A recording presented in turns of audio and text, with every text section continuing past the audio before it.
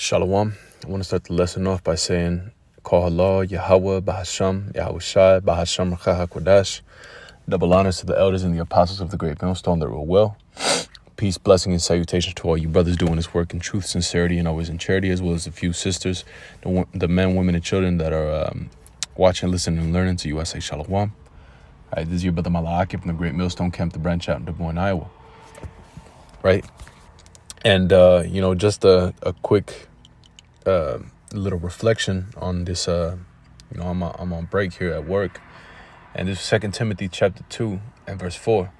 No man that warreth entangleth himself with the affairs of this life, that he may please him who hath chosen him to be a soldier. Okay, and we understand within this walk, within this ministry, we're not the ones that chose Yahweh Basham Yahushai, but rather Yahweh Basham Yahushai chose us. Right? The scriptures talk about, for many are called, but few are chosen.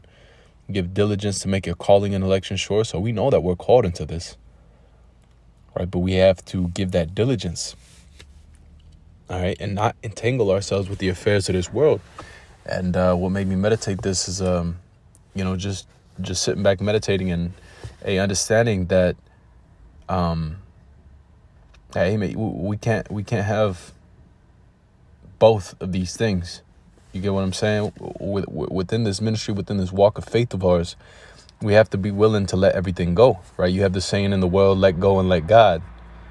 That's commonly said amongst the Christian church, but that truly means that, we can no longer hold on to the things that we thought were dear unto us or what we believe we want or so on and so forth.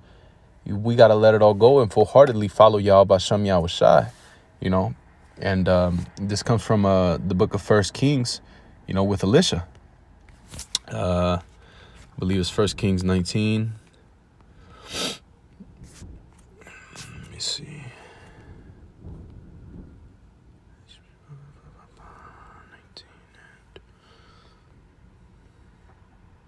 Yeah, come. All right, this is 1 Kings chapter 19 and verse 18. It says, Yet I have left me 7,000 in Israel, all the knees which have not bowed unto Baal, and every mouth which hath not kissed him. It says, so he departed thence. So Elijah, right? Elijah, because this is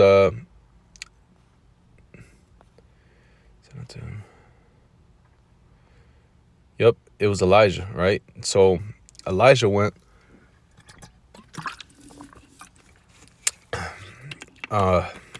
Elijah went after that was said. It says, so he departed thence. I'm in verse 19 now. So he departed thence and found Elisha, the son of Shaphat, who was plowing with 12 yoke of oxen before him, and he with the 12. And Elijah passed by him and cast his mantle upon him. Right. So you have to understand, Elisha was called to fulfill the purpose of Yahweh Basham Yahushai within whatever he was doing in his life. All right. And it's the same thing within us. Brothers come from various walks of life, and we are called into this ministry by the spirit and power of Yahweh Basham Yahushai. Hey, the scriptures talk about how we will see our teacher, how we will hear a voice behind us saying, this is the way, walk ye in it. Right. So all this is through the Holy Spirit. Right. So within Elisha, right, within Elisha, just going about his normal life, right, his daily life, he's not thinking too much about it. It says he was working. So as he's working, here you have a man of the Lord, a prophet, come by and he just tosses his mantle upon him, right? It says, and he left the oxen and ran after Elijah. He's like, hold on. Right? And said, let me, I pray thee, kiss my father and mother, and then I will follow thee. And he said unto him, go back again, for what have I done to thee? All right? He's like, what did I do? You go back, do what you got to do. And he returned back from him and took a yoke of oxen and slew them and boiled their flesh with the instruments of the oxen. Right. And that's heavy within itself, because when you sit and really examine what's going on, man, this was his livelihood. This was his source of income. This was his way of life. This is what he knew. So he slayed the oxen, the same oxen that were making him income, that were making him money. And he slew the instruments that the ox were using. So the plows and all that, whatever, all that wood, he burned that and cooked the the oxen. That's a full leap of faith, and applying this within today, because hey, you got to be considerate. And I'm speaking to myself, we have to keep in mind that we can't have no other way. You get what I'm saying? Because a lot of times within life, we like to have backup plans and safety nets and this, that, and the third. Well, the Lord calls us to have full faith, to have faith in him, whatever the case may be, whatever we may go through, to have faith. And faith to people in the world is stupid. You talk to somebody, oh yeah, hey man, I believe this, that, and the third. Man, you crazy, you tripping. What do you mean? You're not going to college, you're not doing this, you're not doing that. And we can't, and not necessarily saying that those are bad things, right? But when you tell them, hey, this is what I have faith in, and I'm taking a leap of faith, and I'm fully committing myself to this, they look at you like you're crazy, because we have no backup plan. And that's the point, that we have to be conscious of having so-called backup plans for ourselves within this world, getting entangled with the affairs of this world, because here you have it. Elisha, he could have left his oxen and he could have said, yeah, you know what? Well, hey, if things go south, whatever, I still got this to fall back on, and, I'm going to be straight, this, that, and the third. No, he got rid of it all. He got rid of it all and fully committed his trust into Yahweh Bashem Yahushai, right? It says, and he returned and took a yoke of oxen and slew them and boiled their flesh with the instruments of the oxen and gave unto the people, and they did eat. He then arose and went after Elijah and ministered unto him. So he devoted himself completely to serving Yahweh Bashem Yahushai. Now, that's not saying, oh yeah, quit your job, do this, do that. No, but hey, as the scriptures say, seek ye first the kingdom of heaven, and all these things shall be added unto you.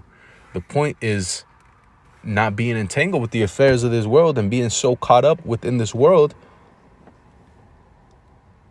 and understanding and believing that, hey, this is it, man. This is all we have.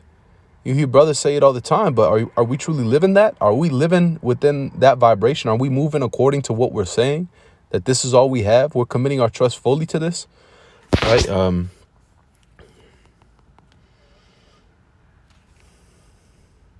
St. Matthew. I'll read the Luke instead. This is St. Luke chapter 16 and verse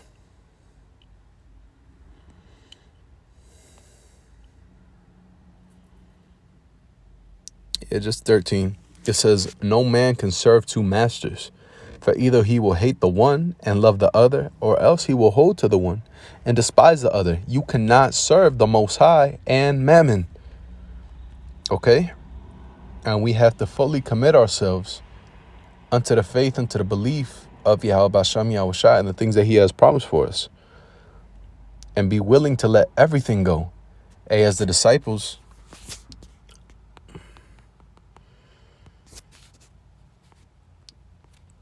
what happened with the disciples?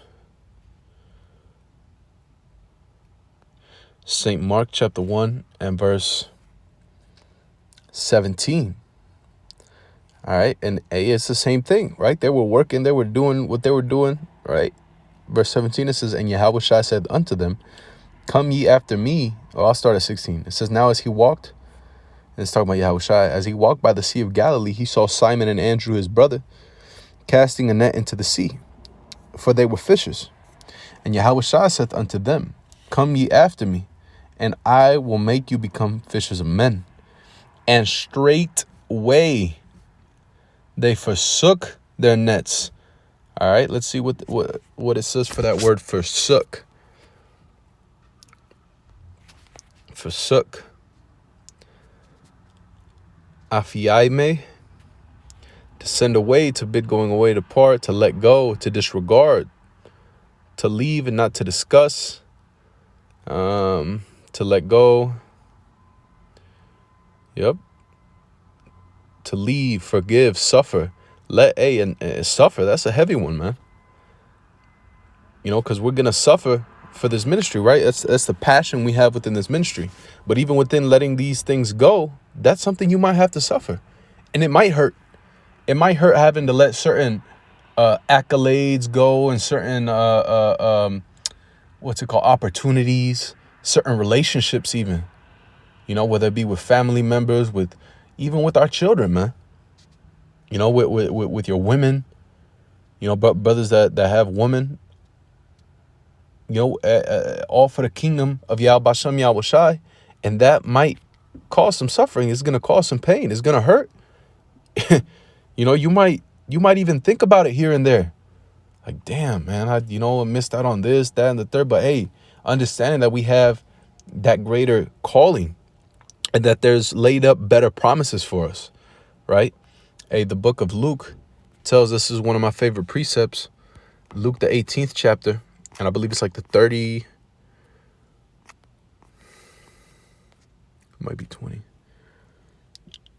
29th verse.